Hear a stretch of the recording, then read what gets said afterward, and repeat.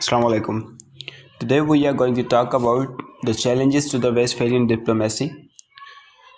इस टॉपिक पे बात करने के लिए हमारे पास कुछ पॉइंट्स हैं जिसको हम पॉइंट टू पॉइंट डिस्कस करेंगे। और वो पॉइंट्स कुछ ये हैं कि ड्रोन स्ट्राइक सबसे पहले हमारे पास आ गया कि ये जो ड्रोन स्ट्राइक था ये एक चैलेंज था वेस्टफेलियन डिप्लोमेसी के लिए। दूसरा है नॉन स्टेट एक्टर्स, वो भी चैलेंजेस थे जो नॉन वेस्टफेलियन डिप्लोमेसी के लिए। ग्लोबलाइजेशन या इंटरडिपेंडेंस हम कह सकते हैं, ह्यूमैनिटेरियन इंटरवेंशन, और लास्ट में हमारे पास है रीजनल इंटीग्रेशन। तो ये हमारे पास कुछ पॉइंट्स हैं जिसमें हम बात करेंगे और डिस्कस करेंगे कि किस तरह से ये जो पॉइंट्स हैं, ये जो फीचर्स हैं, किस तरह से वेस्टफेलियन डिप्लोमेसी के लिए चैलेंजेस थे। जैसे कि आपको पता है कि वेस्टफेलियन जो ट्रीटी थी वो की गई थी 30 ईयर्स वॉर को रोकने के लिए, ठीक है, जो कि कैथोलिक और प्रोटेस्टेंट के दरमियान चल रही थी।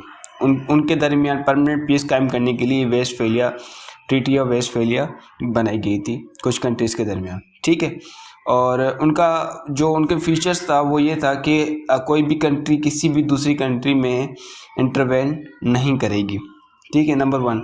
सेकंड के हर स्टेट की सॉवरेनिटी को प्रोटेक्ट किया जाएगा, उनकी सॉवरेनिटी को रिस्पेक्ट, चाहे वो रीजनल सॉवरेनिटी हो, इंटरनल सॉवरेनिटी हो या एक्सटर्नल सॉवरेनिटी हो, ठीक है। तो अभी हम अगर देखें चैलेंजेस जो है वेस्टफेलियन डिप्लोमेसी को, सबसे पहले ड्रोन स्ट्राइक, ठीक है। जब यूएसए ने इंटरवेन की पॉलिसीज़ को अडॉप्ट किया, उन दूसरी कंट्रीज़ में ड्रोन स्ट्राइक्स किए, दूसरी कंट्रीज़ को इंटरवेन करने की कोशिश की, जैसे कि इन्वेड करने की कोशिश की, जैसे कि इराक हो गया, अफ़गानिस्तान हो गया, इसी कंट्रीज़ में उन्होंने इंटरवेन किया और उनको इन्वेड करने की कोशिश की और उन कंट्रीज़ में ड्रोन स्ट्राइक्स करवाए या किए। जैसे कि पाकिस्तान में भी बहुत से ड्रोन स्ट्राइक्स होते रहे थे नवाज़ शरीफ के दौर में, ठीक है। अब इमरान खान के दौर में नहीं होते, जरदारी के दौर में भी कुछ हुए थे और नवाज़ शरीफ के दौर में तो बहुत हुए थे ड्रोन स्ट्राइक्स, ठीक है। तो ये क्या थी, ये एक इंटरवेन कर रहे थे यूएसए दूसरी कंट्रीज़ में, जो कि वेस्टफेलियन सिस्टम या वेस्टफेलियन डिप्लोमेसी के अगेंस्ट था, ठीक है। वो क्या कर रहे थे, अमेरिका जो थे स्टेट्स के जो रूल्स और रेगुलेशन थे या इंटरनेशनल लॉज थे उनको वायलेट कर रहे थे ड्रोन स्ट्राइक्स के थ्रू, ड्रोन अटैक्स के थ्रू। अब दूसरा हमारे पास है non state actors. Non state actors क्या करते हैं, वो जिस स्टेट में होते हैं उस स्टेट के रूल्स और रेगुलेशंस को वायलेट करते रहते हैं, ठीक है।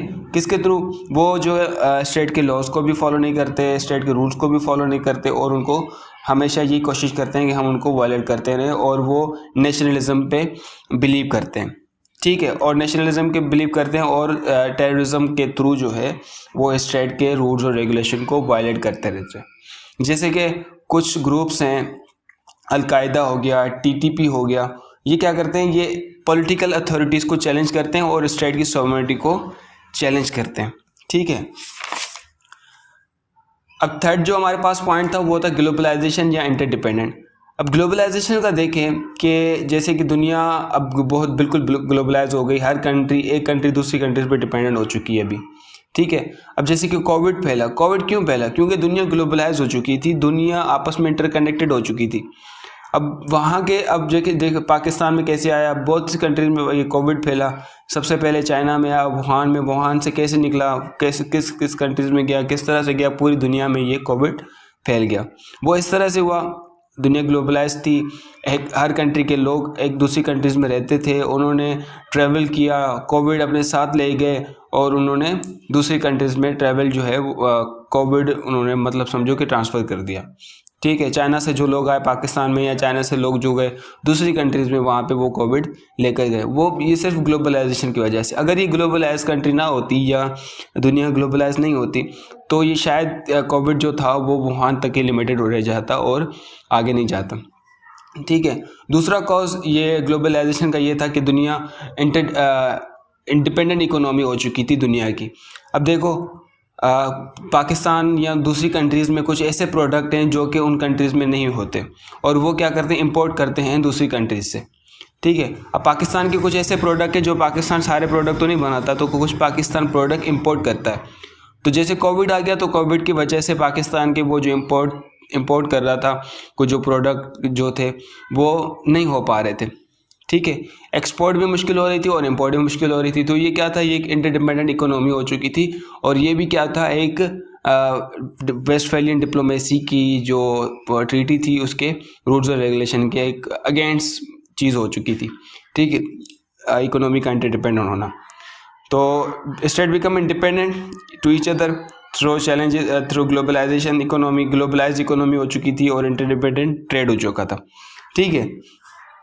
अब हमारे पास है इंटरवेंशन इन अदर स्टेट्स, ठीक है, जैसे कि ह्यूमैनिटेरियन इंटरवेंशन हो गया। अब ह्यूमैनिटेरियन इंटरवेंशन में ये होता है कि लोग किसी दूसरे लोगों की हेल्प करने के लिए दूसरी कंट्रीज़ में जाते हैं। वो इनका ये होता है कि हम जो है ह्यूमन राइट्स वायलेट हो रहा है, हम उनको प्रोटेक्ट करेंगे और जिनको राइट नहीं मिलता हम कोशिश करेंगे हम उनको राइट दिलाएं। लेकिन जब वो कंट्री दूसरी कंट्री में इंटरवेंट करते हैं, स्लोली और ग्रेजुअली वो क्या करते हैं, अपने उस पर्पज़ से हटकर दूसरे पर्पज़ पे आ जाते हैं, ठीक है। मतलब वो स्टेट के रूल्स और रेगुलेशंस को वायलेट करते हैं और स्टेट के जो रिसोर्सेज होते हैं, जिस स्टेट में वो जाते हैं उनके जो रिसोर्सेज होते हैं उनको एक्यूपाई करते हैं, ठीक है। जैसे कि हम हिस्ट्री में चले जाएं, हिस्ट्री में अगर देखें, ईस्ट इंडिया कंपनी जैसे कि वो ट्रेड के पर्पज़ से वहाँ पर आई थी औरंगज़ेब के दौर में। फिर उसके बाद उन्होंने आहिस्ता आहिस्ता पूरे इंडिया पर कब्जा कर लिया था, ठीक है। तो ये होता है ह्यूमैनिटेरियन इंटरवेंशन, ये जो इंटरवेंट कर रहे थे।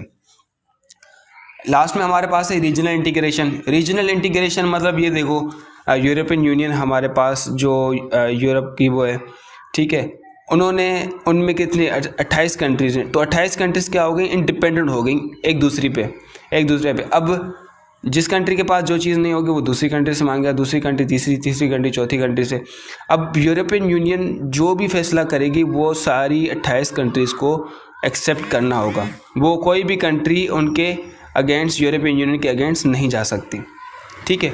तो ये क्या गई, ये एक रीजनल इंटीग्रेशन हो गई, जो कि सारी स्टेट जो है सारी की जो रीजनल्स हैं वो एक ही इंस्टीट्यूशंस पे डिपेंड कर रही हैं, ठीक है। एशियान हो गया, एशियान में भी बहुत सी कंट्रीज़ जो हैं डिपेंडेंट होगी। नेटो हो गया, नेटो में बहुत सी कंट्रीज़ हैं, ठीक है। तो ये जो चीज़ें थी ये एक वेस्टफैलियन डिप्लोमेसी के अगेंस्ट थी, वेस्टफैलियन ट्रीटी के अगेंस्ट थी, जिनका ये मकसद था कि कोई भी कंट्री दूसरी कंट्री में इंटरवेन नहीं करेगी और हर स्टेट की सॉवरेनिटी को प्रोटेक्ट किया जाएगा, ठीक है।